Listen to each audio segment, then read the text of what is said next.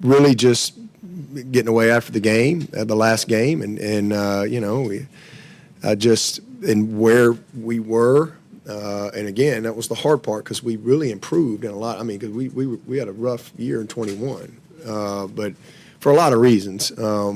But we got better in a lot of areas. We had our best third down, our best red zone. I think we were 30th in scoring, but I just felt like this was the change that, you know, I felt like was best for these players and best for Clemson. And again, ultimately, that's how I make decisions. You know, I'm very prayerful about I don't make any decisions on a whim around here, ever. Every decision I make, I'm incredibly prayerful about it, and I put a lot of thought. And so the best thing was just being able to just get away for a few days and really process and start the evaluation process of our season, and with good perspective, because we had a great year. But, you know, I just felt like this was the change that was needed. And, you know, 34 first downs and 101 plays, we got to score.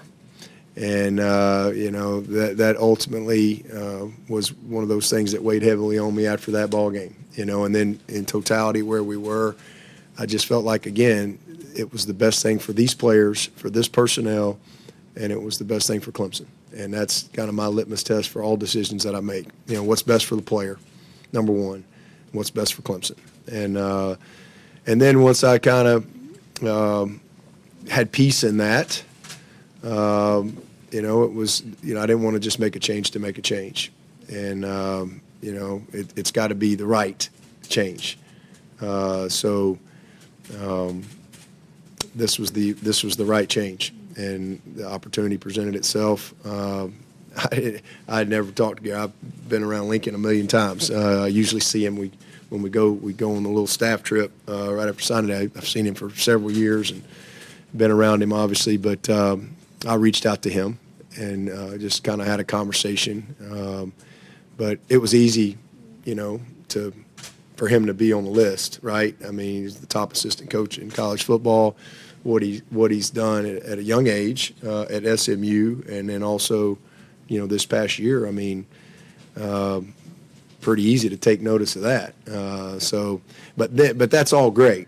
You know, the stats are stats, and there's a lot of successful people out there, but successful people that fit me, that fit this program, that fit this staff, that fit the culture of Clemson, and that's different. You know, and, you know, it was easy, like the first conversation to all the conversations. And, I mean, he's just a great fit for us.